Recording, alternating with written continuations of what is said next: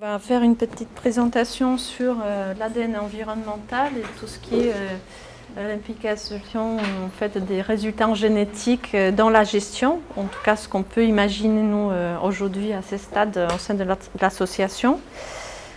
Du coup, voilà, notre association, comme je disais, c'est un centre permanent d'initiative pour l'environnement.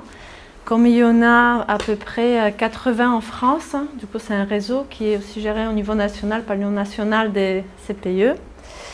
Et nous aussi au niveau du territoire qui va à peu près de Agde jusqu'à Palavas, on est aussi un petit réseau de structures, d'associations de gestion de l'environnement, des professionnels, des pêcheurs, des conchyliculteurs, des scientifiques, des éducateurs à l'environnement.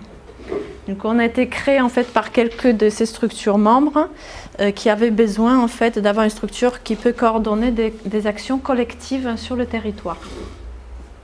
Je suis à partie de droite, ici là, donc ça c'est mon équipe à 7, enfin l'équipe dont je fais partie.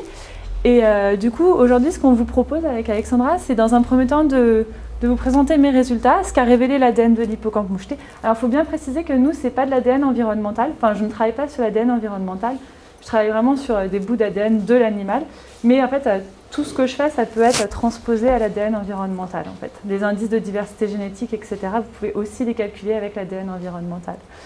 Donc, voilà, donc dans un premier temps, je vais vous présenter mes résultats, ensuite ce qu'a apporté la génétique par rapport à ce qu'on attendait, par rapport avec le CPIE Bassento. Et donc du coup, le partenariat CPIE Bassento avec l'ISEM, et enfin conclure et certaines limites. Donc notre équipe s'attache vraiment à comprendre les mécanismes évolutifs à l'origine de la diversification des espèces marines. Donc elle a été initiée au XVIIIe siècle par Linné. Et en fait, à ce moment-là, on se disait qu'à une espèce correspondait, enfin à une morphologie correspondait une espèce. Et puis après, on s'est rendu compte, par croisement, etc., qu'en fait, une espèce pouvait correspondre à plusieurs morphologies. Donc par exemple, ici, on a plusieurs variétés de l'espèce tomate. Ici, si on croise ce gros chien avec ce petit chien, on aura des chiens qui sont interfécondes. Enfin, ces deux lignées sont interfécondes et on aura des descendants. Et enfin, avec l'apport de la génétique, on s'est rendu compte qu'avec une morphologie, on pouvait trouver plusieurs espèces. Donc ce sont des espèces cryptiques et c'est sur ces dernières, en fait, qu'on s'intéresse. Donc par exemple, ces deux oiseaux en fait, ne sont pas du tout de la même espèce, alors que morphologiquement sont identiques. Pareil pour ces moules, en fait. Donc vraiment des espèces très différentes, ainsi que les orques. Et donc ça, ce sont des espèces cryptiques, c'est-à-dire des espèces qui ne présentent aucun critère morphologique permettant de les distinguer, et même par les plus grands taxonomistes, mais qui génétiquement sont vraiment extrêmement différentes. Et donc c'est sur ça que moi je m'intéresse en fait. Donc il ne faut pas hésiter à poser des questions si je vais trop vite ou si ce n'est pas compréhensible, ce qui peut arriver. Voilà. Donc à la suite de cette formation, vous savez que l'ADN a apporté énormément. Donc ce qui est intéressant sur les études génétiques, c'est les différences, donc ici qui sont caractérisées entre ces deux individus on appelle ça un SNP. Et donc ces différences sont extrêmement informatives, donc ne serait-ce qu'en criminologie pour identifier un suspect, mais également dans le cadre de la biodiversité, puisque quand on compare deux individus, les différences peuvent nous indiquer si ces deux individus font partie de la même fratrie, de la même famille, de la même population, voire si elles sont de la même espèce ou de deux espèces différentes. Donc, voilà, donc en fait, ces nouvelles techniques moléculaires, elles sont très intéressantes parce qu'associées avec les analyses de statistiques, elles vont permettre d'être un appui intéressant et fort à la gestion des populations vulnérables. Et en fait, quand on parle des populations vulnérables, on pense souvent aux écosystèmes terrestres. Et moi, je travaille en biologie évolutive marine. Et en fait, on s'est rendu compte que les écosystèmes marins étaient déclinés beaucoup plus vite que les écosystèmes terrestres, mais pourtant sont beaucoup moins subventionnés, ils semblent moins intéressants, puisque quand on regarde la Convention de la diversité biologique, en fait, il y a 10% qui vont être alloués pour la conservation des espèces marines, alors que 17% pour les zones terrestres et zones continentales, malgré un déclin qui est beaucoup plus important dans les écosystèmes marins. Donc nous, on s'est intéressé vraiment à travailler sur les analyses génétiques de l'hippocampe moucheté, qui est une espèce ambassadrice en conservation marine. Et donc on a travaillé de concert avec le CPIE qui, eux, regardaient les études démographiques. Et donc en fait, permettaient d'appréhender une meilleure gestion de cette espèce en danger ou importante pour la conservation. Donc l'hippocampe, tout le monde le connaît, c'est un peu un poisson atypique qui fait rêver, qui suscite beaucoup d'attention, ne serait-ce que par sa morphologie qui est assez particulière, avec une tête de cheval, un corps de sirène. Et en fait, on connaît pour le moment 32 espèces distinctes, mais il y en a, c'est assez... cette taxonomie est très bizarre, puisqu'il y a 32 espèces distinctes, mais il y en a 50 reconnues, et on suspecte qu'en fait, il y en a beaucoup plus. Et donc, un point très important, c'est que l'hippocampe, elle est protégée par la convention CITES, et elle est reportée sur... Qu'est-ce que c'est alors en fait, c'est-à-dire que génétiquement, pour le moment, on a 32 espèces. Morphologiquement, on en a plus de 50. Voilà. Mais en fait, du coup, toutes les espèces n'ont pas été analysées génétiquement. Donc ça se trouve, il y en a beaucoup plus que 50, ça se trouve, il y en a beaucoup moins. Enfin, c'est assez flou. En fait, l'hippocampe fait rêver, mais on ne connaît rien. C'est un peu la chose. Voilà. Donc du coup, mais c'est quand même une espèce qui suscite beaucoup d'attention, mais génétiquement, on n'a vraiment rien. Et malgré son statut d'espèce ambassadrice, comme je le dis, vraiment, on ne connaît absolument rien. C'est au niveau mondial, les 32 et 50 ? Oui. Ouais. Voilà. Donc nous, on s'est intéressé à l'hippocampe moucheté, donc Hippocampus gutulatus. Et en fait, oui. Au niveau national, on a combien d'espèces ? En France ou Au niveau en France, ouais. En France, il y a 2 espèces qui sont reconnues pour le moment. Enfin, vous saurez. Pardon ? France métropolitaine. Ouais, France métropolitaine, il y a Hippocampus gutulatus, donc l'hippocampe à museau long, et l'hippocampe hippocampus, qui est l'hippocampe. Ouais, non, c'est museau long qui est moucheté. Voilà. En fait, le nom anglais n'est pas le même que le nom français. Donc en fait, à museau long, c'est le nom anglais, vernaculaire, quoi. Et après, nous, on l'appelle l'hippocampe moucheté. Et l'autre, c'est l'hippocampe à museau court. Voilà. Donc moi, je travaille celui moucheté et museau long. Voilà. Et donc en fait, ce qu'on connaît, c'est vraiment que des données biologiques. On sait qu'il a de faibles capacités de dispersion. Donc ça, c'est lié au fait qu'il ne sait pas très bien nager, qu'il est peu mobile. Il est très territorial. La fertilisation est interne, donc le mâle va donner ses œufs, la femelle va donner ses œufs au mâle et c'est le mâle qui va incuber. Donc tout ça, on n'a pas de phase dispersive, où la phase dispersive, c'est le moment où il est juvénile, et ça va être très rapide, c'est de l'ordre d'une semaine. Donc on ne s'attend pas à... Enfin, voilà, donc une faible capacité de dispersion. Bon, on le retrouve partout, il y a différents substrats, donc des algues, des rochers, des structures de casiers de pêcheurs, sur des fonds sableux un peu plus gros, enfin bref. On le retrouve partout, mais malgré cette diversité, en fait, il va y avoir des grandes zones où on ne va pas le trouver. Par exemple, sur les grandes plages ici du sud de la France, on ne va pas le voir. Donc il y a vraiment il n'est pas présent partout, malgré cette diversité d'aplaties. Et enfin, on le suppose très rare, puisqu'on a du mal à le trouver. Et donc en fait, tout ça, ça va suggérer des petites tailles de population. Et donc, du coup, l'hypothèse principale, c'est de dire qu'on va s'attendre à des fortes différenciations génétiques entre des populations qui sont isolées et de petite taille. Donc, c'est-à-dire qu'ils vont être très, très différents les uns des autres. Donc, vraiment, schématiquement, on va avoir les Bretons, les British, les Bretons, ceux du Sud, etc. Donc, c'est vraiment très schématique et c'est ça à quoi on s'attendait. Donc, nous, pour répondre à cette question, on a échantillonné 24 sites avec le CPIE Bassin-Thau. Donc qui est sur l'ensemble de son aire de répartition. Donc l'hippocampe moucheté, en fait, on va le retrouver qu'en Europe, et son aire de distribution est assez grande puisqu'elle va s'étendre donc de la Grande-Bretagne sur tout le pourtour méditerranéen et jusqu'au début des côtes africaines. Voilà, donc c'est une espèce en danger, donc on ne va pas pouvoir le prendre et l'utiliser en entier, on ne va pas pouvoir le tuer, quoi. Et donc du coup, on va prendre un petit morceau de sa dorsale, c'est vraiment, ça s'appelle du fin clipping, et il cicatrise très bien, et ça peut même se régénérer. Et donc de ce petit morceau, on va extraire l'ADN, et nous, on a amplifié 300 marqueurs qu'on connaissait pour nos analyses génétiques. Et donc ce qu'on observe, c'est que contrairement à notre attendu, on va le trouver homogène génétiquement sur de très très grandes distances, et on a des discontinuités génétiques fortes et abruptes. Donc ici, c'est le résultat... Donc ça, c'est une analyse multivariée. Donc chaque point, c'est un individu. Voilà. Et donc les chiffres ici correspondent au site d'échantillonnage. Donc je vous présente que la façade atlantique. Et en fait, cette analyse-là, c'est pour synthétiser nos résultats, c'est pour les visualiser. Et ça représente en quelque sorte la structure génétique. C'est-à-dire que plus ils sont proches, les points, plus les individus se ressemblent génétiquement. Alors que plus ils sont éloignés, plus ils sont différents. Voilà. Donc en fait, donc là c'est vraiment un résultat, mais ça a été montré par différentes analyses statistiques qui ont des caractéristiques bien différentes. Et ce qu'on observe, c'est qu'on a un grand groupe ici qui vont se regrouper ensemble, donc ils sont très proches génétiquement. Et donc ça comprend les individus donc, de nord de Grande-Bretagne jusqu'à Arcachon, donc ici. Et on a un deuxième grand groupe ici qui représente toutes les côtes espagnoles et portugaises. Et donc vraiment, c'est... génétiquement, ce sont deux espèces différentes. Quoi. Sur le peuple de l'Atlantique Nord, si on refait des analyses sur ces jeux de données-là, est-ce qu'on ne va pas voir une distinction entre le rouge et le violet?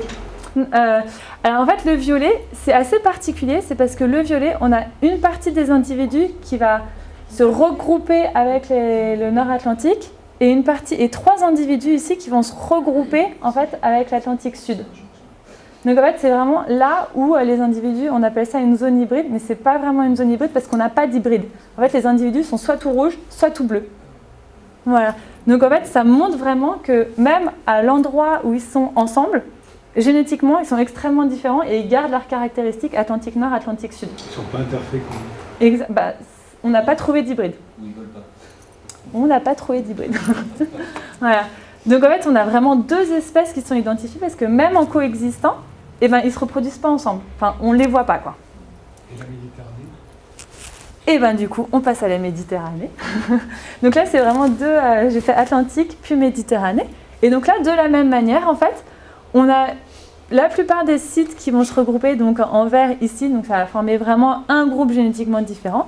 Et là, ici, on a le bassin de Thau, qui est extrêmement différent de tous les autres sites. Donc de la même manière, génétiquement homogènes sur de très grandes distances, puisqu'ils sont homogènes en gros de l'Espagne jusqu'à la Grèce. Donc ça ne va pas du tout avec notre hypothèse attendue, où on attendait vraiment des petites populations qui étaient très différentes les unes des autres. Et par contre, on a des discontinuités encore génétiques fortes et abruptes, parce qu'on a 2 points d'échantillonnage, donc on a le bassin de Thau donc en lagune, et après on a un point à 7 côté mer. Donc ils sont reliés par 50 mètres le long d'un canal. Et alors par contre, génétiquement, ils sont extrêmement différents puisque 7 est ici et Thau est ici. Donc génétiquement encore, ce sont 2 espèces différentes. Voilà. Et en fait, à Bizerte, donc ici c'est en Tunisie là, on a des individus qui sont intermédiaires. On appelle ça des hybrides, c'est-à-dire que génétiquement, ils vont ressembler à Thau sur certains marqueurs, mais par contre, ils ressemblent à tous les sites méditerranéens sur tous les autres marqueurs. Donc là, vraiment, on a des vrais hybrides. Voilà. Et quand on met tout le monde ensemble, en fait, on pourrait croire que l'Atlantique Nord va se mettre avec Thau ou avec n'importe quel site méditerranéen. Et en fait, pas du tout. On retrouve donc ces 4 espèces très très différentes avec l'Atlantique Nord, Atlantique Sud, Méditerranée et l'étang de Thau. Donc si on reprend notre hypothèse des populations petites, de très petite taille et très différenciées, c'est tout faux, puisqu'on a des populations qui sont hyper grandes, qui vont de la Grande-Bretagne jusqu'à Arcachon, donc génétiquement homogènes sur de très très grandes distances, et par contre qui n'arrivent pas à se croiser au sein d'un transecte de 50 mètres. Donc du coup, ça c'est vraiment une diapo finale pour dire que on a une espèce là avec Osgore qui est une zone de coexistence. Après, on a une autre espèce ici, une autre espèce ici et une autre espèce ici. Donc pas du tout ce à quoi on s'attendait. Donc ce qu'a apporté la génétique, c'est qu'on a des espèces cryptiques. On n'en a pas une, on en a 4. Et donc là, c'est vraiment un scan de la morphologie des hippocampes. Donc là, on a l'hippocampe de Thau et là, on a un hippocampe méditerranéen. Et donc en fait, je les ai scannés pour voir si on avait des différences d'ossature ou quelque chose comme ça. Par exemple, ceux qui sont, un hippocampe qui est dans le bassin de Thau, peut-être qu'il nage moins bien, donc peut-être qu'il a une ossature qui se développe différemment qu'un hippocampe de mer. Je ne savais pas du tout, donc j'ai regardé, j'ai comparé du coup les opercules qui pouvaient être un signe ventilatoire, etc. Donc plusieurs caractéristiques biologiques qui pouvaient être intéressantes et j'ai trouvé vraiment aucune distinction entre l'hippocampe de Thau et l'hippocampe méditerranéen. Donc vraiment, c'est des espèces cryptiques qui génétiquement ont montré que c'était des espèces, mais morphologiquement, pas encore grand-chose, quoi. Du coup, ça c'était un de nos résultats forts d'avoir 4 espèces cryptiques.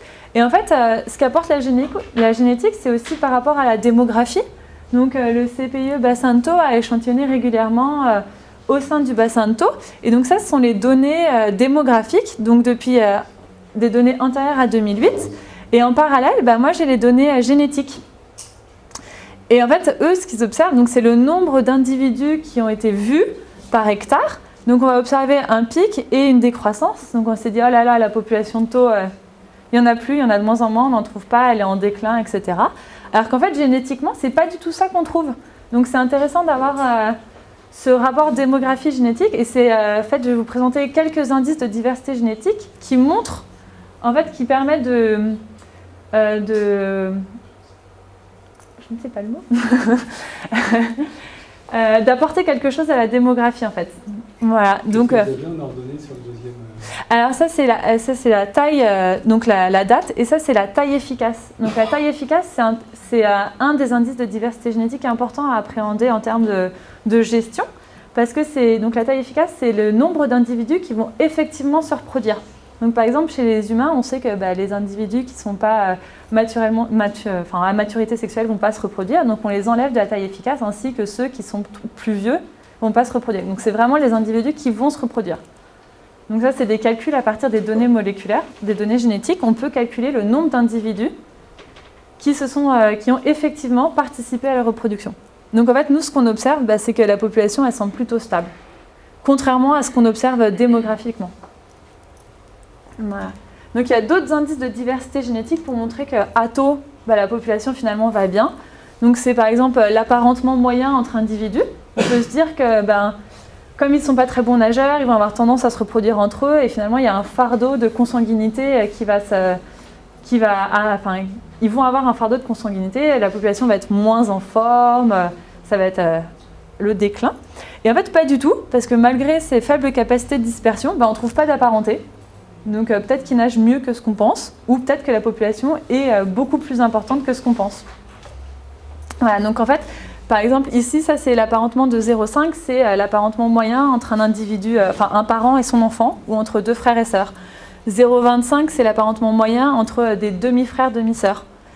Voilà, donc ça va être les premiers cousins, premier degré. Donc quand on regarde ici en 2008, la majorité des hippocampes en fait ne sont pas apparentés du tout.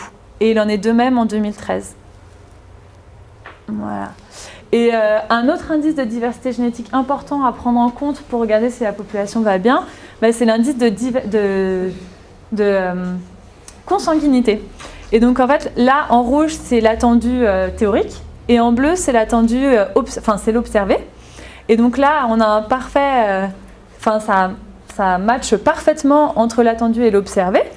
Et ici, on a un léger déséquilibre de liaison. Donc ça veut dire qu'en fait, on a deux individus qui sont un peu plus consanguins par rapport à l'attendu. Mais ça peut exister, en fait, c'est pas par hasard. Il peut y avoir deux individus qui se sont reproduits ensemble et on a échantillonné ces deux individus. Enfin, c'est pas un signe. La différence entre les deux tableaux, c'est deux dates différentes. Ouais, 2008 et 2013.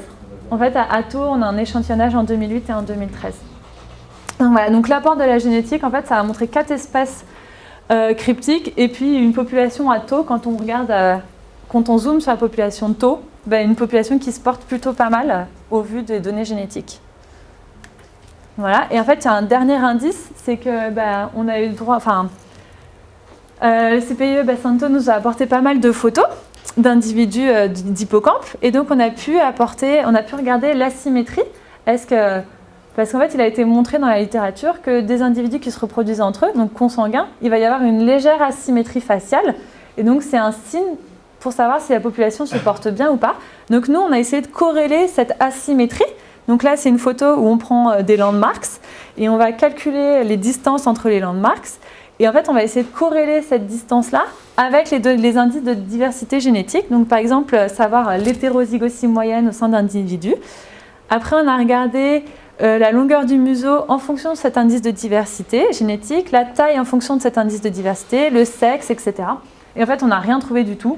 Les hippocampes vont bien, quoi. Même quand on essaye de chercher vraiment savoir s'ils vont pas bien, on n'y arrive pas, quoi. Ils vont bien. Voilà.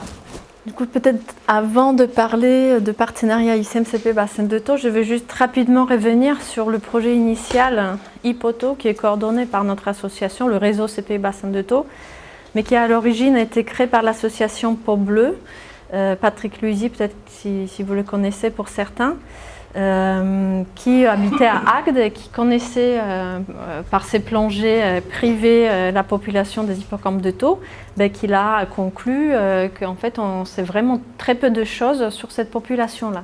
Du coup, elle a immobilisé des plongeurs amateurs bénévoles pour aller chercher des photos, des informations sur les bestioles, avec des protocoles sur 3 sites et 3 saisons déjà pour suivre ces 3 sites précisément. Ensuite, cette association a intégré le réseau du CPE Bassin de Thau et on a trouvé ces projets intéressants collectivement puisqu'on pouvait aussi dans les prospections inclure les conchyliculteurs et les pêcheurs qui nous disaient nous aussi on voit les hippocampes souvent, on les tire avec nos filets de pêche ou avec les cordes à huîtres, et aussi des éducateurs à l'environnement qui disaient moi avec la pêche à l'épuisette aussi on les sort et comme ça on peut faire quelque chose de collectif autour de la bestiole vraiment emblématique de l'étang de Thau qui est sur les logos de beaucoup de structures autour du bassin et que les gens ils aiment beaucoup. Ce qu'on avait vérifié aussi par une enquête qu'on a menée tout au début de projet auprès de la population locale. Cette enquête était menée par les enfants pour ne pas aller nous-mêmes à la rencontre des populations mais d'avoir l'intermédiaire des enfants et qui ont demandé toutes les informations qu'on pouvait déjà récolter, des savoirs un peu ancestraux sur la bestiole et puis le ressenti, est-ce qu'il y en a moins ou plus, est-ce qu'il faut le protéger. Du coup, presque à l'unanimité, cette enquête a démontré le ressenti qu'il y en a effectivement moins des hippocampes qu'avant. Alors ça correspondait vraiment à toutes les catégories des personnes interrogées, du coup des grands publics mais aussi des professionnels, et aussi cette volonté de le protéger. Vraiment, il faut protéger l'hippocampe, il y en a moins, c'est une catastrophe. Et puis voilà, on était interpellés vraiment par les gestionnaires et par la population locale pour savoir un peu plus où on en est avec la population, est-ce qu'elle est vraiment en danger, parce que tout le monde le ressentait, du coup le pensait et le clamait fort. Et après, quelles mesures de gestion éventuellement on pourrait y apporter. Du coup, les premiers résultats de Hippothau, on avait suivi 3 sites, 3 saisons. Du coup, on a extrapolé juste pour avoir un ordre d'idée, même si ce n'était pas tout à fait possible, puisqu'on n'avait pas l'échantillonnage qui couvrait tout l'étang de Thau, ce que vous a montré Florentine tout à l'heure, c'est-à-dire vraiment cette baisse aussi démographique, ça s'est confirmé en plongée. Du coup, ce n'était pas que ressenti des gens, mais effectivement, sur ces 3 sites suivis, on a vu cette baisse d'effectifs des hippocampes. Cette étude a montré par ailleurs un peu plus de données sur l'écologie des hippocampes, où ils vivent. Avant, tout le monde disait ils vivent que dans les herbiers, ou majoritairement dans les herbiers. Ce n'est pas tout à fait le cas. Du coup, on a apporté quelques informations intéressantes concernant l'écologie. Et puis, pendant tout ce temps, on avait mobilisé beaucoup de plongeurs locaux sur le suivi régulier des sites. On l'avait appelé groupe Hippothau, c'est vraiment des plongeurs très expérimentés, pour la plupart qui étaient naturalistes, plongeurs confirmés ou qui sont devenus par la suite.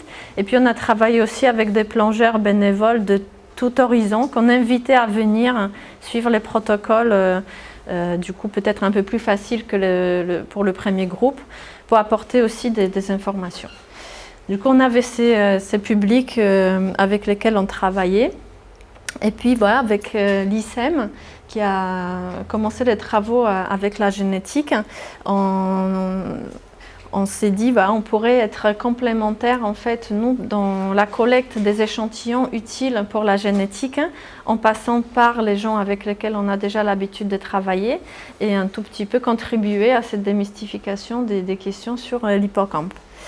Du coup, on avait mis en place une formation destinée à ces 2 catégories de personnes.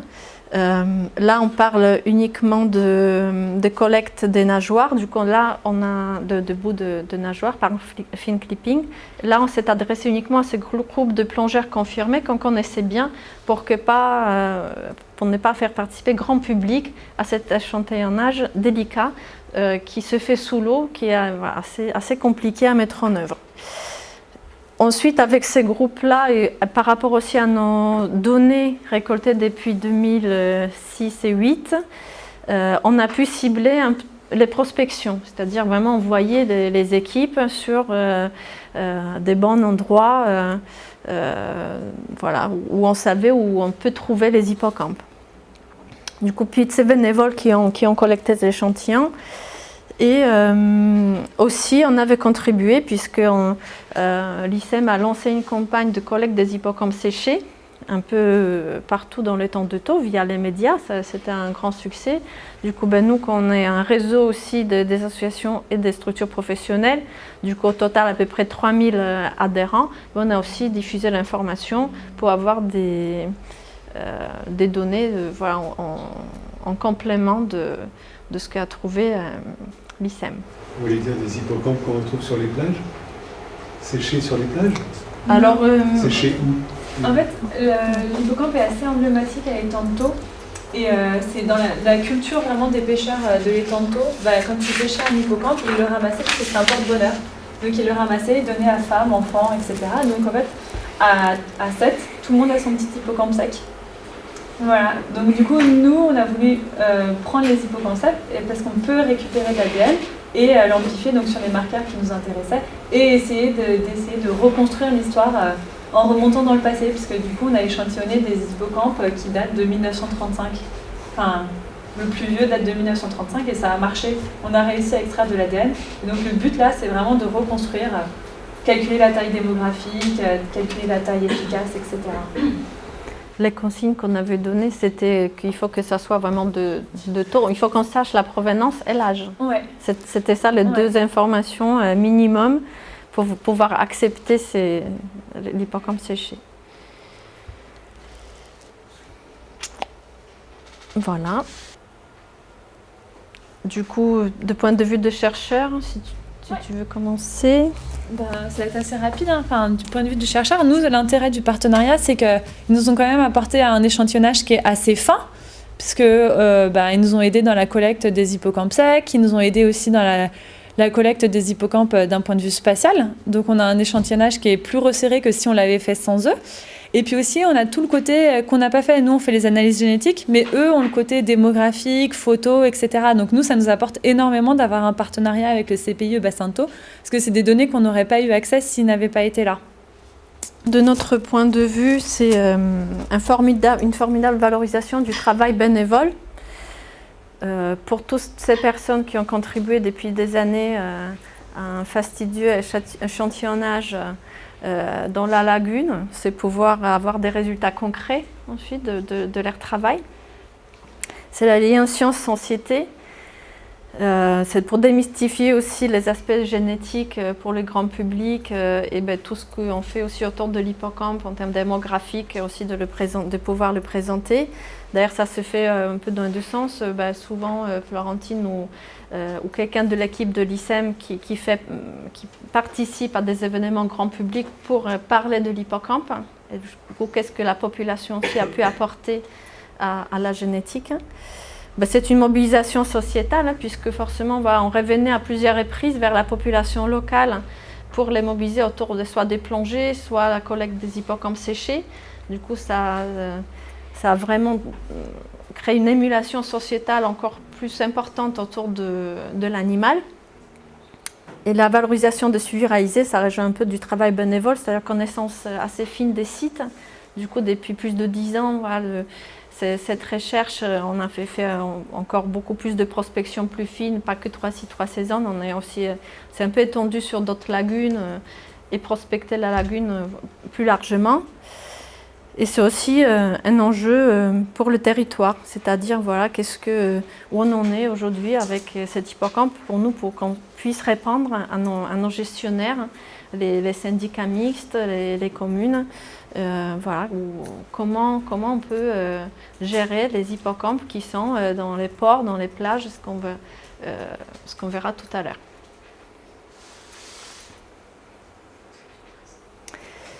Et ça aussi pour compléter, du coup on avait dans le partenariat qu'on avait envisagé au départ, avec l'ICEM et l'association Peau Bleue, s'est interrogé sur les aspects de morphologie de l'hippocampe.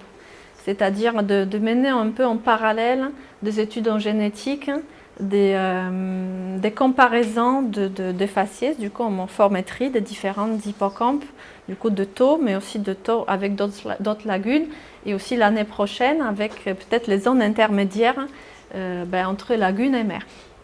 Du coup, ça, ce sont des travaux qui sont en cours, et pour ces échantillonnages, c'est-à-dire la prise de photos, qui est un peu compliqué. Du coup, il faut avoir vraiment un profil parfait de l'hippocampe. On a travaillé sur la méthode et la formation qui est ciblée par contre grand public. C'est-à-dire nous, on fait beaucoup de plongées grand public en dehors du groupe expert et qu'on avait testé cette méthode pour impliquer tous les plongeurs à pouvoir contribuer à ces études de comparaison en morphométrie.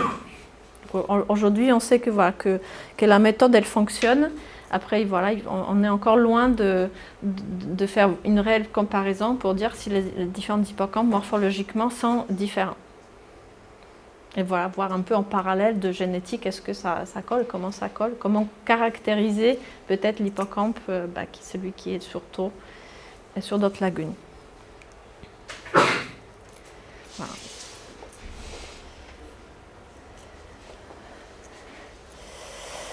Alors pour l'apport des connaissances en génétique, c'est quelque chose qu'elle déjà a dit Florentine, c'est-à-dire comment se porte la population. Déjà par rapport aux études, on peut aujourd'hui dire que génétiquement la population elle se porte bien. C'est-à-dire que même s'il y a des baisses des effectifs, ce qui est aussi un peu naturel en milieu lagunaire, il y a aussi des effets comme de Malaïgue en 2006. C'est une asphyxie en fait d'une partie en moins de l'étang. Les populations ont beaucoup baissé, du coup ça répartait un tout petit peu pour rebaisser par la suite. Tout le monde s'inquiétait de ces variations. On peut aujourd'hui dire que malgré ça, la population elle est en bonne santé génétique. Donc ça c'est la première réponse à donner en gestionnaire. Mettre en parallèle, comme je disais, les travaux sur la morphologie des hippocampes. Mais par contre, on reste dans une zone sur taux qui est relativement petite, l'étang de taux qui a 20 km de large à peu près sur 4 km, avec beaucoup d'activités et d'usages autour de la lagune. On pourrait se demander, par rapport aux futurs résultats en génétique, est-ce qu'il y a un besoin d'une protection par rapport à ça, ces milieux et aussi peut-être des zones de reproduction qu'on a aussi un tout petit peu découvert les autres années avec d'autres missions bénévoles.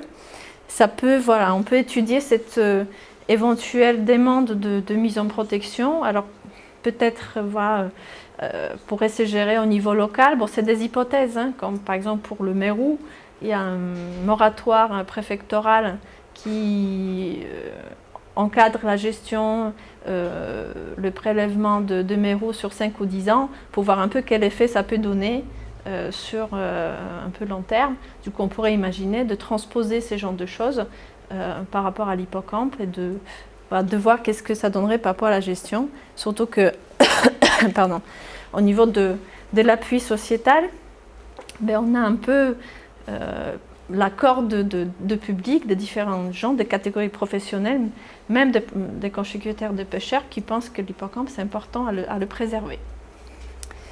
Du coup, on va aussi communiquer sur une espèce emblématique de taux, ce qui facilite, entre guillemets, les mesures de gestion qui sont prises sur la lagune. C'est-à-dire, pour protéger l'hippocampe, en gros, on va peut-être protéger aussi l'eau ou d'autres espèces, ces milieux, les herbiers, mais aussi d'autres milieux où il vit.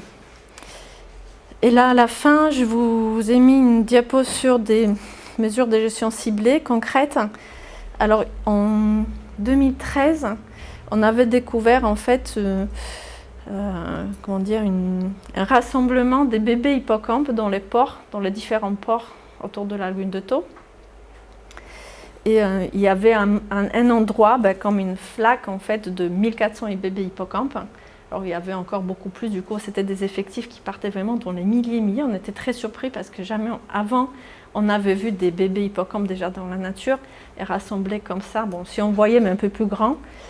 Du coup, voilà, un phénomène concentré dans ces lieux précis et répétitif, puisque depuis, on avait constaté qu'ils y étaient présents. Peut-être qu'on ne les avait pas vus avant, parce que des fois, les effectifs étaient plus petits.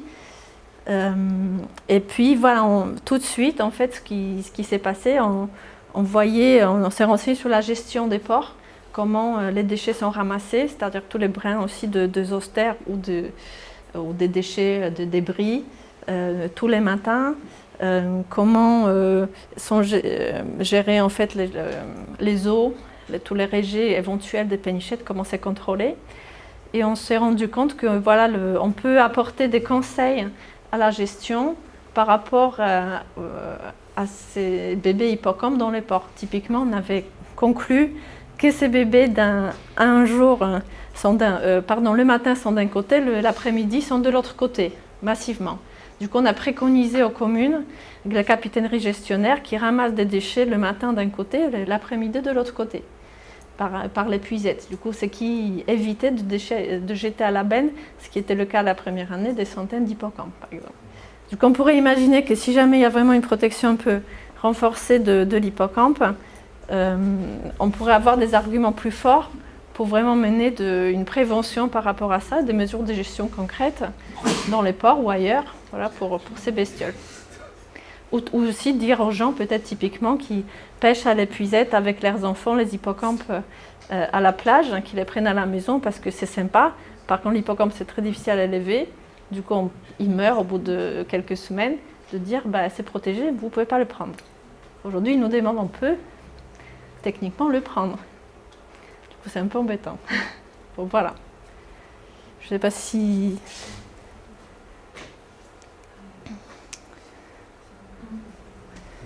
En fait, la question principale, c'était vraiment de la gestion de cette espèce protégée. Donc nous, avec nos travaux, on s'est rendu compte qu'au final, tout allait bien. L'hippocampe va bien. Et il n'y a pas forcément de gestion à faire pour le moment. Mais par contre, le CPIE continue l'échantillonnage, continue le suivi démographique, etc. Donc pour chacune des 4 espèces, enfin principalement l'espèce de taupe. Et du coup, nous continuons à prélever des échantillons. Sauf que c'est un très joli partenariat, mais le problème c'est que le CPIE Bassin de Thau a été financé par la Fondation Total, donc ils ont les sous, etc. Et par contre, nous, on n'a pas eu le financement de la Fondation Total.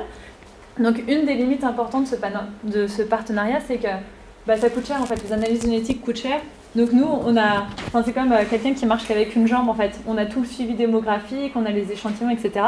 Mais on ne peut pas encore poursuivre les analyses génétiques pour savoir si la lignée au sein du bassin de Thau va bien, comme ce qu'on a vu précédemment, ou alors est-ce qu'elle va décliner, etc. Donc, voilà. Donc ça, c'était quand même une limite très importante pour la suite de ce projet, en termes de gestion. Oui, qui nous embête aussi, puisque nous, on continue ces travaux de collecte d'échantillons jusqu'à la fin 2018. Du coup, une partie de choses, on pourra effectivement analyser en morphométrie avec l'ICEM, puisqu'il y a des financements là-dessus. Mais pour la partie, effectivement, la collecte des échantillons, on est très embêtés parce que on voulait que ça ait une implication concrète et que ça aide l'ICEM. C'était l'idée de départ. Et aujourd'hui, on est un tout petit peu coincé. On essaie de trouver des solutions. Voilà, pour pallier à ça. Du coup, je vais passer rapidement sur le protocole Nagoya, qui est basé sur l'accès et le partage des avantages. Donc c'est assez juridique, administratif, etc. Et je vais essayer de répondre aux questions quel cadre légal s'impose, quels sont les droits et les obligations, et qu'apporte l'APA. Donc APA, c'est accès et partage des avantages. Donc je vais commencer juste par le contexte historique, parce que ça permet de bien poser les bases en fait, et les enjeux. Donc en fait, on s'est rendu compte en 92 que la biodiversité déclinait, et donc on s'est dit qu'il fallait faire quelque chose face à ce déclin. Et donc pour remédier à cela, il y a la Convention sur la diversité biologique en 1992 qui a défini un cadre juridique et qui repose sur 3 piliers qui sont importants. Donc c'est la première tentative de conservation de la biodiversité, c'est très important. Et donc ces 3 piliers reposent sur la conservation de la diversité biologique. Le deuxième, c'est l'utilisation durable de ces éléments. Et le troisième, c'est le partage juste et équitable des avantages issus de l'utilisation des ressources génétiques. Donc c'est vraiment, le troisième point, c'est vraiment un élément clé pour la conservation, favoriser la conservation et l'utilisation de cette biodiversité. Donc du coup, si on schématise, on a souvent un pays qui est fournisseur, un pays qui est utilisateur, et la Convention de la biodiversité biologique est reposée sur le fait que le pays fournisseur, en quelque sorte, ne se fasse pas piller et que l'utilisateur... donc en fait, il va y avoir un consentement entre le pays fournisseur et le pays utilisateur. Et en pratique, l'utilisateur devait donner... en fait, via un contrat, devait lui assurer un certain retour, les bénéfices, etc. Donc que ce soit monétaire ou pas, il devait lui assurer de lui donner quelque chose en retour, donc de cette ressource génétique. Voilà. Donc en fait, les utilisateurs peuvent être extrêmement divers, ça peut être de tout à n'importe quoi, donc ça peut être de la recherche académique juste pour des besoins taxonomiques, ça peut être des industries pharmaceutiques, des biotechnologies pour des enzymes particulières, des industries cosmétiques et l'agriculture.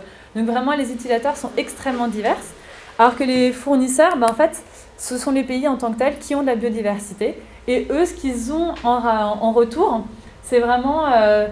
des publications, des recherches, parce que c'est souvent non monétaire en fait, et c'est des nouvelles techniques, des protocoles de réintroduction, de conservation, etc. Donc c'est vraiment, pour le pays fournisseur, ça a un apport d'un travail conjoint, de l'accès à l'information, etc.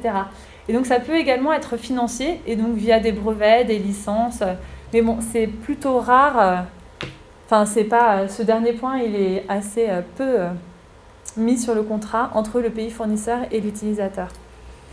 Donc cette convention de la biodiversité génétique, elle a des points forts, c'est que c'est la première fois qu'on a un cadre légal, donc un cadre d'action entre le pays fournisseur et le pays utilisateur. Donc c'est une décision qui se veut à l'échelle nationale, et on a une reconnaissance, donc c'est vraiment la toute première fois en 92, de l'inégalité de la biodiversité mondiale. Et enfin, c'est basé vraiment sur le partage des avantages, c'est-à-dire qu'on a un contrat entre les deux, et qui se vaut équitable. Donc vraiment, on cherche vers la transparence et l'équité entre les pays. Voilà. Mais alors, bien sûr, il y a des problèmes. C'est que c'est très peu mis en œuvre parce que les règles sont que nationales, ne sont pas internationales. Et donc, pour les pays fournisseurs, on parle de biopiraterie, comme quoi ils ont tout donné, mais ils n'ont rien eu en retour. Et par contre, les utilisateurs vont dire il n'y a pas de cadre juridique, il n'est pas clair, il n'est pas transparent. Donc, on a fait ce qu'on a pu, mais bon. Voilà. Donc du coup, si on chiffre un peu, par exemple en pharmaceutique, la taille du marché en 2006 c'était de 640 milliards et il y a 20 à 25% qui provenaient des ressources génétiques. Donc je sais que ça ne marche pas comme ça, mais si on prend 20% de 640 milliards, ça doit faire 120 milliards. Donc du coup, quand même, c'est un petit manque à gagner pour les pays fournisseurs. Et les semences agricoles, quand même, c'est 30 milliards de dollars et là, c'est toutes dérivées de ressources génétiques. Voilà, donc c'est juste pour vous donner des chiffres clés quand même. Et donc du coup, en 2002, au moment du sommet mondial pour le développement durable, on s'est rendu compte de cet échec. On a fait ce constat. Et donc à partir de 2004, donc tout est toujours assez long, on a commencé de nouveau à réfléchir pour quelque chose de plus transparent, de plus clair. Et après 6 années de réflexion, en 2010, a été opté le protocole de Nagoya, donc qui vraiment se basait sur ce troisième pilier, pour permettre d'établir un climat de confiance réciproque entre utilisateurs et fournisseurs, de fixer un cadre juridique plus précis, plus clair, plus transparent, d'assurer la sécurité juridique et l'accès des partages, et d'inciter les fournisseurs à orienter les avantages vers la conservation de la biodiversité. Donc vraiment, le but de tout ça, c'est lié à l'utilisation de ressources génétiques durables et lié à la conservation. Et donc, forcément, ça prend un peu de temps et il a été entré en vigueur, parce que le temps de ratifier le protocole, de signer, etc., ça a été entré en vigueur dans tous les pays qui ont ratifié la Convention en 2014. Et ça a vraiment un but de transparence pour une mise en œuvre effective de l'un des 3 objectifs de la Convention de la diversité biologique, qui est le 3e, donc pour une meilleure transparence et arrêter l'utilisation illégitime des données, des ressources génétiques. Donc là encore, on a un pays fournisseur, un pays utilisateur. Donc l'utilisateur doit demander au pays fournisseur des ressources génétiques un consentement. Donc lui, il va lui fournir un consentement. Donc on appelle ça souvent le PIC, qui est un terme en anglais pour Prior Informed Consent. Et en retour, entre les deux, on a la condition convenue d'un commun accord. Donc vraiment, on a un consentement et un contrat. Et donc ça, en anglais, c'est souvent le MAT, Mutually Agreed Term. Donc ces 2 points ressortent souvent quand on regarde ce que c'est que le protocole Nagoya. Donc vraiment par écrit, on a un consentement, un contrat, et le pays utilisateur va soumettre ce contrat à l'autorité nationale compétente, et en retour, il va avoir un permis, et il va être enregistré sur la Convention biologique de diversité, sur l'accès et le partage des avantages. Donc ensuite, il va pouvoir faire ses activités de recherche et développement, et en retour, il va lui donner un avantage qui soit monétaire ou non, donc licence, brevet ou de l'argent. Voilà. Donc l'intérêt du protocole Nagoya, c'est qu'il élargit aussi la Convention sur la biodiversité, donc en plus de faire ce cadre très légal, c'est que la Convention sur la diversité biologique parlait uniquement des unités fonctionnelles de l'hérédité comme ressources génétiques. Donc là, je vous ai cité ce qu'il y avait sur l'article de la Convention de diversité biologique. Et donc le protocole Nagoya, il élargit ces ressources génétiques, puisqu'on va avoir les unités fonctionnelles de l'hérédité, donc le noyau, mais aussi tout ce qu'en découle, ce que ne faisait pas la Convention sur la diversité biologique. Et en plus, donc le protocole Nagoya prend en plus en charge les connaissances traditionnelles autochtones. Donc c'est que du langage oral. Voilà. Donc ça c'est très important parce que ça élargit tout ça, en plus du cadre juridique. Et donc du coup, les mécanismes de l'APA, en fait, c'est... Donc le protocole Nagoya a 36 articles, mais vraiment il y a 3 axes fondamentaux transversales sur ces 36 articles. Donc c'est vraiment, le premier, c'est les critères minimaux d'accès à prendre en compte, donc le consentement et les conditions. C'est écrit noir sur blanc et on ne peut pas y remédier. Voilà. Le deuxième axe, c'est le partage des avantages. Donc là, en annexe, on cite tous les avantages, que ce soit monétaire ou pas, il y en a énormément. Et le troisième axe, c'est vraiment sur le fait qu'on a des respect des règles nationales et des règles contractuelles. Donc voilà, donc c'est écrit, c'est enregistré, on a un consentement des deux côtés et on ne peut pas y revenir. Et tout ça, c'est vraiment très nouveau et novateur en termes de biodiversité. Voilà, donc dans le cadre national, voilà, on a des mesures législatives, administratives et ou politiques générales. Donc pour chaque pays, il y a un correspondant national auquel on peut demander des informations et avoir un retour assez facilement. Et on a une délivrance d'un permis ou d'un document équivalent qui est un certificat de conformité internationalement reconnu. Donc là, ce n'est pas à l'échelle nationale, mais c'est vraiment à l'échelle internationale. Et vraiment, ce protocole Nagoya voulait être clair et transparent parce que c'est ce qu'on a reproché en 1992 à la Convention de la diversité biologique. Voilà, donc on a un contrat écrit, des conditions convenues d'un commun accord. On a beaucoup de points de contrôle et on a des sanctions si ça n'a pas été mis en place. Donc là, c'est clair, c'est écrit noir sur blanc dans le marbre. Voilà. Et enfin, du coup, je suis très rapide. Donc c'est vraiment un outil qui voulait favoriser l'utilisation et la favorisation de la biodiversité génétique, mais vraiment durable dans l'esprit de durabilité. Et ceci dit, il peut ne pas du tout être efficace. Donc il a été mis en entrée en vigueur qu'en 2014, donc on est en 2016, donc on n'a pas assez de recul pour voir ce que ça a donné ou pas, sachant qu'en plus tous les pays n'ont pas signé ni ratifié. En fait, il y a une différence entre signer et ratifier. Donc signer, c'est qu'on a juste un ordre, on a une obligation morale, ratifier, c'est écrit, et on a un ordre juridique. Donc quand on regarde par exemple des grosses puissances des États-Unis, il n'a ni signé ni ratifié, donc comme ça on est clair. Voilà, et donc du coup les parties, c'est vraiment souvent les pays où la ressource, la biodiversité est la plus importante. Et voilà, et on est plutôt dans le nord pour les pays qui n'ont pas signé ou pas ratifié. Voilà. Et en fait, ça peut être inefficace si un pays va décider d'aller dans un autre pays qui n'a ni signé ni ratifié la convention, le protocole Nagoya. Donc en fait, on a un cadre juridique, mais on peut essayer de pallier. Donc l'idée, c'est pas de faire ça, bien évidemment. Voilà. Et en fait, en France, c'est assez récent, mais on a ratifié en septembre 2016 le protocole Nagoya. Donc ça y est, maintenant, on a une obligation juridique de le faire. On est obligé qu'on soit pays utilisateur ou pays fournisseur. Donc si on veut prélever n'importe quelle ressource génétique, il va falloir maintenant demander à son correspondant APA. Et on a beaucoup de papiers à faire. Donc c'est plus simple quand on est utilisateur que fournisseur. Non, c'est plus simple quand on est fournisseur que utilisateur. Mais il y a quand même une démarche administrative qui est lourde et qui est conséquente.